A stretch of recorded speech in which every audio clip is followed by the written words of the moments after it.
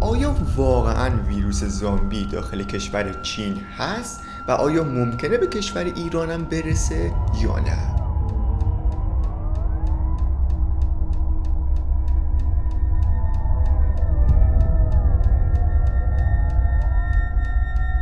Risks annihilation. It could be a new virus. Climate change, nuclear war.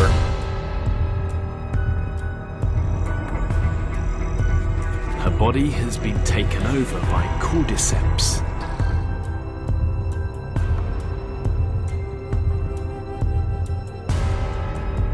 چند روزه حتما زیاد درباره آبله میمون شنیدین. همین الان بهتون بگم که نمیخوایم تصاویر ناراحت کننده نشونتون بدیم، بنابراین تلویزیون رو خاموش نکنیم.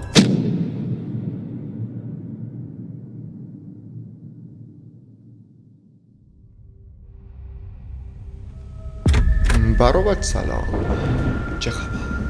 امشب اومدیم راجع به یه بحثی با هم صحبت کنیم که خیلی وقت پیش بعد راجع بهش حرف میزدم. اول از همه اگه واسهتون به حساب سوال شده که من چرا اینجام و چرا بک‌گراند تغییر کرده، دلیلش اینه که من اومدم یه خونه جدید و اسباب کشی کردم و متاسفانه اون عکسای جنایی و اون محیط جنایی و اون محیط دارک رو دیگه نداریم و الان همه چی خالیه و اگه میخواستم وایسم تا کلا همه بک‌گراند این خونه رو کامل بچینم، بین فیلم ها فاصله زیاد میافتاد. مثلا ممکن بود یه هفته بعد ویدیو بذارم. به خاطر همین گفتم این ویدیو رو همین الان بیام ضبط کنم، با اینکه بک‌گراند خالیه و شاید حس خوبی بهتون نده، ولی انشالله توی فیلم های بعد یه بک‌گراند بوم واسهتون میچینم که کیف کنیم. و خلاصه اگه بک‌گراند خالیه و یکم اذیتتون میکنه، واقعا شرمنده، چاره‌ای نداشتم. تقریبا 3 الی 4 ماه پیش، شاید هم 5 ماه پیش، یه بحثی داخل اینترنت داغ شده بود که اون بحثم بحثی نبود جز ویروس زامبی ها. و اینم بهتون بگم که من قرار نیست ویروس زامبی ها رو داخل این ویدیو واسهتون معرفی کنم و برم واسه خودم، و چون همتون اطلاعات کامل راجبش دارین و مطمئنا فیلم های زیادی راجب این قضیه تماشا کردید. و داخل این ویدیو قراره به این نتیجه برسیم که آیا ویروس زامبی ها واقعا هست یا یه شایعه است، یا اصلا ممکنه یه ویروس به اسم ویروس زامبی ها داخل جهان پخش بشه یا نه. که خب خیلی خوش اومدید به این بحث داغ. و کلا جدا از این ویروس زامبی ها که توی جهان پخش شده، یه ویروس جدیدی اومده به اسم آبله میمون که او مای گاد، خدا رحم کنه واقعا. خیلی خوب، بیاین از اینجا شروع کنیم. فکر کنید تقریبا 10 سال بعد میخواین بریم بیرون و از سوپرمارکت سر کوچه‌تون خرید کنید. بعدش که لباساتون رو عوض میکنید، دستتون رو میکنید توی جیب شلوارتون و یهو یه چیزی حس میکنید داخل جیبتون. بعدش که اونو در میارین، یهو میبینید که یه ماسکه. بعدش که اون ماسک رو در میارین و بهش نگاه میکنین، بهش خیره میشین و میگین ای وای، یه زمانی بود با ماسک میرفتیم بیرون، یادش بخیر چه زمانی بود، و اشک تو چشاتون جمع میشه و حالا یه پوزخندم میزنید. بعدش خیلی آروم با چشمای پر اشک که به ماسک خیره شده بودین، ماسک رو نگاه میکنین و میگین یادش بخیر. میذارین توی جیبتون یا میذارین روی اوپن، یه دونه از این ماسکا میذارین روی صورتتون و با شاتگان میرین بیرون تو از سوپرمارکت سر کوچه خرید کنین و چند تا زامبی همون لابلا بکشین. این بحث ویروس زامبی داخل کشور چین یه چند وقتی بود خیلی ترکیده بود و همه راجبش حرف میزدن.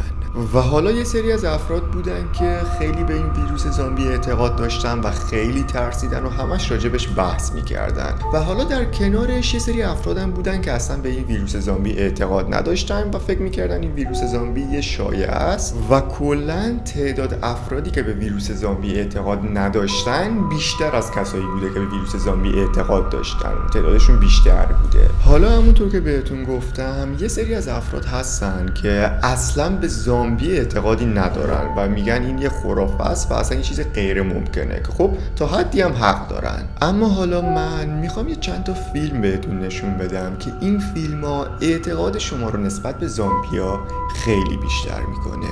پس افرادی که به زامبی اعتقاد ندارن این ویدیو رو با دقت ببینن. این فیلم مربوط میشه به یه خانواده ای که متوجه میشن یه مرد غریبه اومده جای در خونه‌شون و یه سری کارهای فوق‌العاده وحشتناکی و آخرای شب داره انجام میده.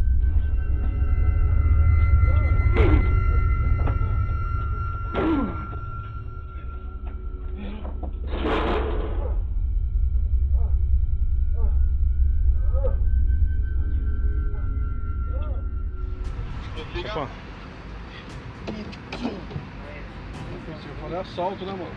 Tá deitado no meio da pista. Viu? Você via ali, eu parei lá no Napa. درسته، تمامی این افراد نه تنها شبیه زامبی بودن بلکه تمامی این فیلم ها کاملا واقعی بوده و تنها دلیلی که اینا شبیه زامبی شدن مواد مخدره. یه سری مواد هستن که اگه اسمشو اشتباه میگم واقعا شرمنده، اسمشون نمک حمامه. این مواد مخدره رو اگه یه انسان زیاده روی کنه و زیادی اونو بکشه تبدیل به یه همچین موجودی میشه، یعنی دقیقاً عین یه زامبی میشه. چرا؟ چون حرارت بدن بالا میره و اصلا کلا آدم قاطی میکنه که خب این یه دلیل خیلی منطقیه واسه اینه که یه انسان واقعاً میتونه شبیه زامبی بشه. یا اصلاً بذارید بهتون بگم که زامبی چه موجودیه. زامبی یه موجودیه که اصلاً عقل، احساسات و عاطفه هیچی نداره و ذهنش توسط یه نوع ویروس یا یه نوع انگل کنترل میشه و کلن یه مرده متحرکن. دقیقا مثل این عروسکای خیمه شبازی هست که خیلی انجامش میدن، دقیقا عین همونان، بدون عقل، بدون احساسات و بدون عاطفه.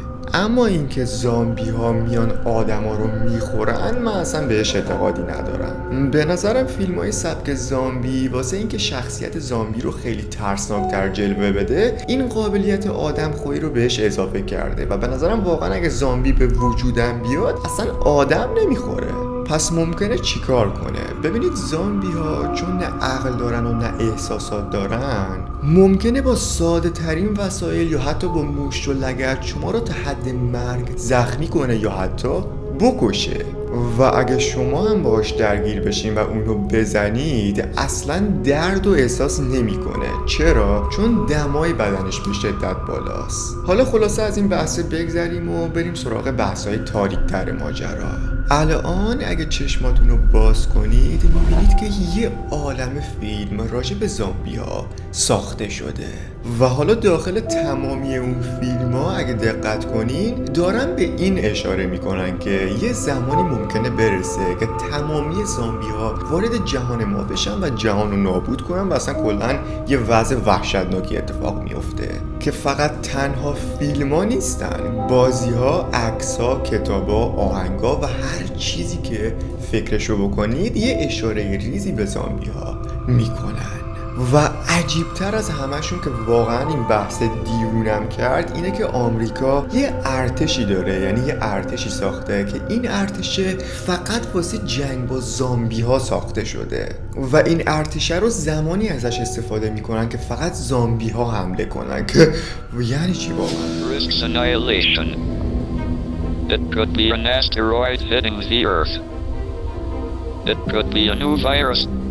Climate change, nuclear war, artificial intelligence gone rogue. یا بهتر بگم کارتون سیمپسون ها. کارتون سیمپسون ها یکی از معروف ترین کارتون های جهانه که یکی از دلایلی که این همه این کارتون معروف شده پیشبینی‌های به شدت وحشتناک دقیقشه. یه سری چیزایی رو پیش بینی میکنه که اصلا با واقعیت مو نمیزنه. برای مثال ویروس کرونا. داخل یکی از اپیزودهای کارتون سیمپسون ها اگه دقت کرده باشین یه بسته از آمریکا به چین فرستاده میشه که این بسته رو وقتی کارکنان چینی بازش میکنن یه چیز سبز میاد بیرون و کلا همه شهر رو آلوده میکنه و یه چیزی مثل حالت کروناست که کلا پیش بینیش هم تا حدی درست از آب در اومد. و عجیبترین و وحشتناکترین پیش بینی که این کارتون رو انجام دادن که ممکنه مو به تنتون سیخ کنه ویروس زامبیاست. داخل یکی از اپیزودهای این کارتون شهروندای اون شهر یه همبرگری رو مصرف میکنن که این همبرگر ظاهرا آلوده بوده و تمامی مردمان شهر رو تبدیل به یه موجودی میکنه که این موجود واقعا آشناست. یا بهترین مثال جهان که این مثال واقعا قانعیتتون رو نسبت به زامبی ها ممکنه افزایش بده، ویروس زامبی ها و این آلودگی زامبی ها توی بعضی از حیوونا واقعا هست و اتفاق میفته. که بیاین از این زنبوره شروع کنیم. زنبور جواهر. این زنبور فقط سوسکا رو شکار میکنه و تنها قربانی این زنبورا سوسکاست. که نحوه شکار کردن این زنبور واقعا عجیبه.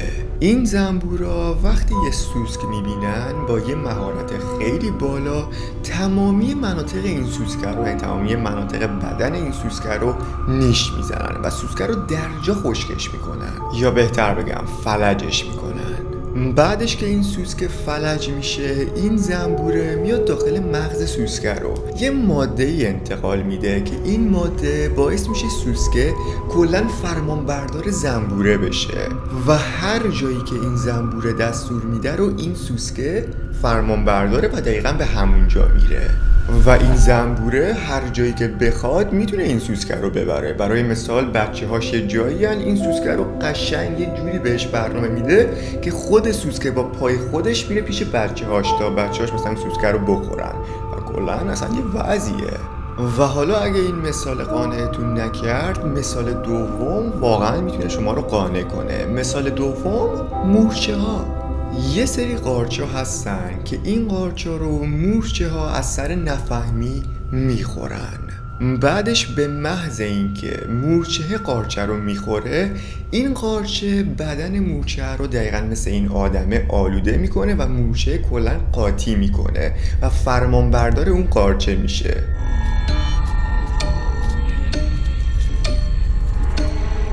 Now she's acting strange. و بعدش این مورچه که کلن فرمانبردار قارچه شده، Her body has been taken over by cordyceps. این قارچه میاد مورچه رو کجا میبره؟ درسته؟ سمت لونه مورچه ها، یعنی مرکز اصلی مورچه ها. بعدش که نزدیک لونش میشه، این قارچه به مورچه دستور میده که بره بالای یه درخت خیلی بزرگ و پر ارتفاع، یعنی مرتفع. بعدش این مورچه میره بالا و نوک قله اون درخت وای میسته و این قارچه دقیقاً همون لحظه مورچه رو میکشه همون بالا. و حالا قسمت عجیبش کجاست؟ این قارچه که مورچه رو بالای درخت کش، دقیقاً از مغز مورچه رشد میکنه و میاد بالا. بعد اینکه کامل رشد میکنه، گرد افشانی میکنه و همه مورچه های نزدیک اون لونه رو آلوده میکنه.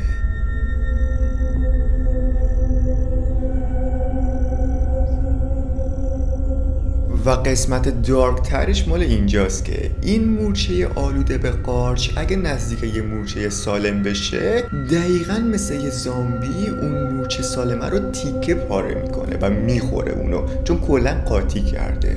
و خب واقعاً وحشتناک بود و نمونه های زیادی از حیوونا هستن که آلوده به یه سری چیزا میشن که شبیه زامبی میشن.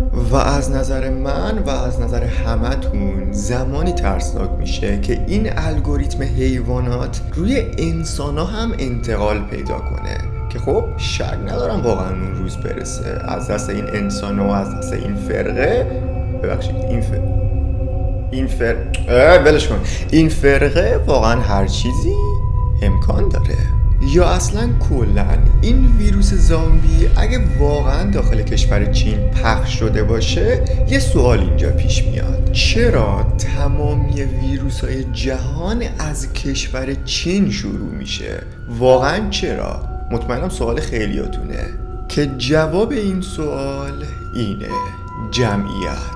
حالا اگه نخوام تهمت بزنم، این ویروس کرونا و این ویروس زامبی اگه واقعی باشه 100% ساخته دست آمریکاست. یعنی شک نخوام که تهمت شد دیگه احمق. آره میخوام بگم کلا ساخته دست آمریکاست، شک ندارم من. و خب اگه ساخته دست آمریکاست، پس چرا داخل کشور چین پخش شد و چرا اونجا دیده شد؟ واقعا دلیلش چیه؟ اگه بخوام جواب این سوالو یه مثال خفن بزنم اینه: اگه شما بخوای یه ترقه رو بتر کنی، تو شورت خودت نمیندازی که بتر کنی، میری یه جا میذاری فرار میکنی، بعد اون میگه بوم و منفجر میشه. عجب مثال مزخرفی بود واقعا.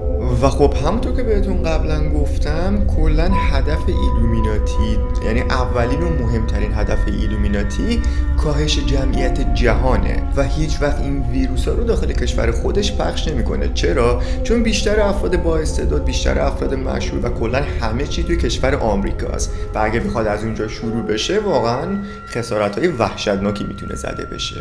و حالا اگه این ویروس رو کشور آمریکا واسه کاهش جمعیت ساخته باشه واقعا عجب فکر بکری کرده. برای مثال نگاه کنین، این جمعیت کشور آمریکاست، خب اوکی همه چیش رواله.